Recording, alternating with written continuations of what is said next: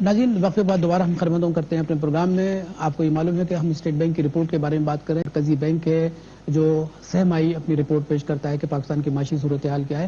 یہ جو گفتگو کر رہے ہیں یہ کوئی سیاستدان گفتگو نہیں کر رہے ہیں بلکہ ہمارے اسٹوڈیو میں وہ لوگ گفتگو کر رہے ہیں کہ جو بہت ہی پڑھے لکھے لوگ ہیں جن کو اکنامی پر بڑا دسترس حاصل ہے, وہ پوری اکنامی کے کرنٹ کراس کرنٹ سے واقف ہیں اور وہ وہی بات کر رہے ہیں. اگر بالفرض یہ کہ یہاں کوئی سیاستدان ہوتا اور وہ حکومت کے خلاف بات کرتا تو حکومت یہ کہتی ہے کہ یہ ہمارے خلاف تو ویسے ہی ہیں, لیکن یہ وہ لوگ ہیں کہ جو عوام کو راہ دکھلاتے ہیں, عوام کو روشنی دکھلاتے ہیں اور حکومت کو بھی روشنی دکھلاتے ہیں کہ خدا کے لیے وہ اپنے طریقہ کار کو بدلے, اپنا جو صورتحال ہے جس طریقے سے انہوں نے پاکستان کے اندر عیاشانہ زندگی بسر کرنے کا ارادہ کر لیا اور کر رہے ہیں اور ظاہر بھی کر رہے ہیں, اس کو ترک کریں. اور اگر وہ واقعی عوام کی فلاح بہبود چاہتے ہیں, وہ چاہتے ہیں کہ جمہوریت کا تقاضا یہی ہے کہ عوام کو ریلیف ملے, تو ان کو یہ طریقہ کار جو ہے جو اپنا زندگی گزارنے کا طریقہ کار ہے, بینک سے پیسے لے رہے ہیں اور خرچ کر رہے ہیں, اس کو ترک کرنا پڑے گا.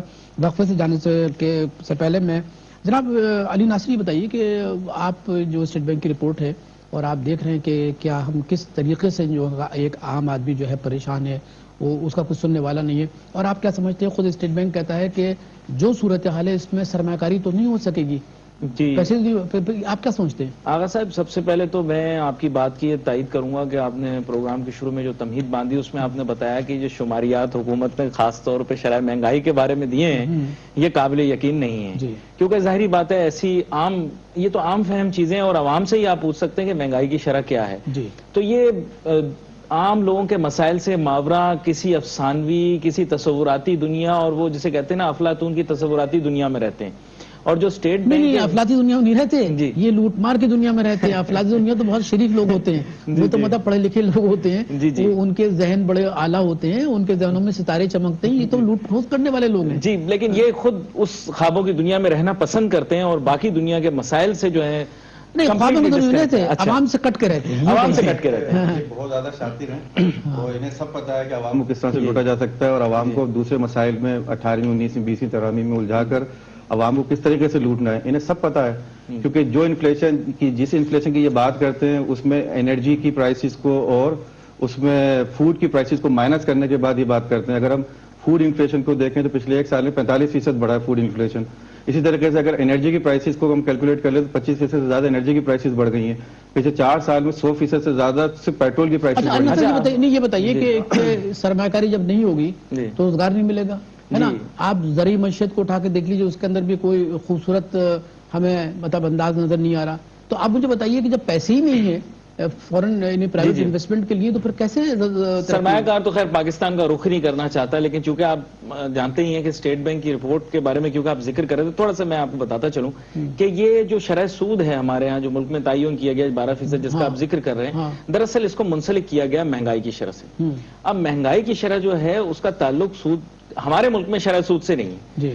عام آدمی کے مسائل کی جانب دیکھ لیتے ہیں. میں کچھ ایسے آئٹمز آپ کے سامنے پیش کر دیتا ہوں. پیٹرول ہو گئی, چینی ہو گیا, آٹا ہو گیا, چاول, گوشت, دال, اس طرح کی چیزیں عام لوگوں کے استعمال کے اندر ہیں. آپ کا کیا خیال ہے کہ ان کی مہنگائی جو ہے وہ کیا کوئی میکینزم کے ذریعے ہو رہی ہے؟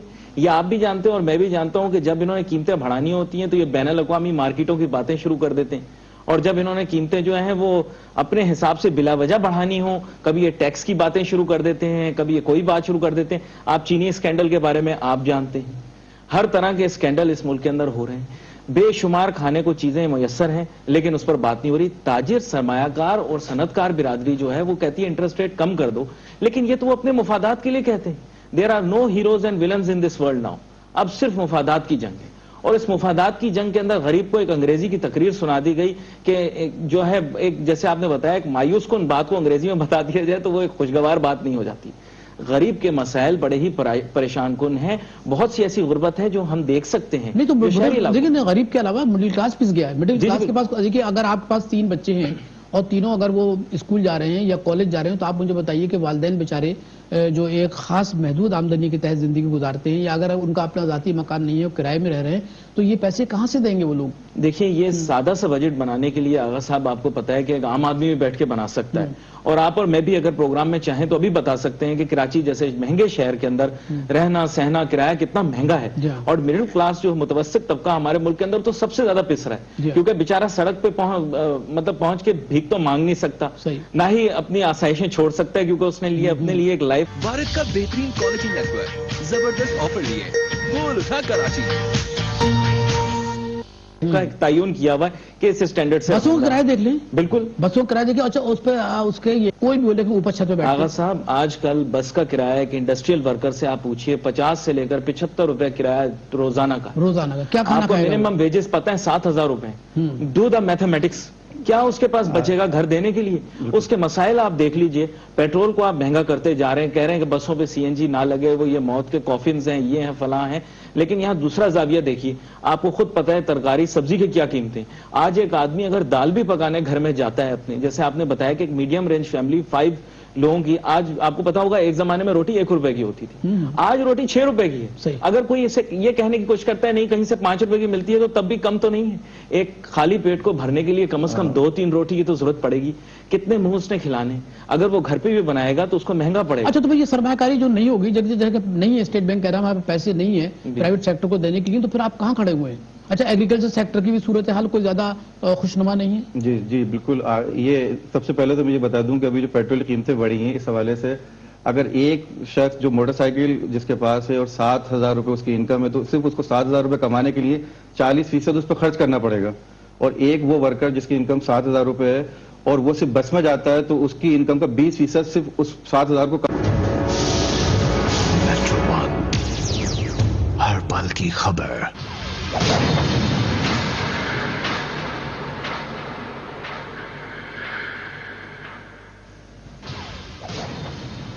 اور یہاں آپ کو تازہ ترین خبر دیتے چلیں. کراچی کے علاقے جہانگیر روڈ پر نامعلوم افراد نے ایک کار پر فائرنگ کی ہے, جس کے نتیجے میں 4 افراد کے زخمی ہونے کی اطلاعات ہیں. جہانگیر روڈ پر نامعلوم افراد کی جانب سے کار پر فائرنگ کی گئی ہے, جس کے نتیجے میں 4 افراد کے زخمی ہونے کی اطلاعات ہیں.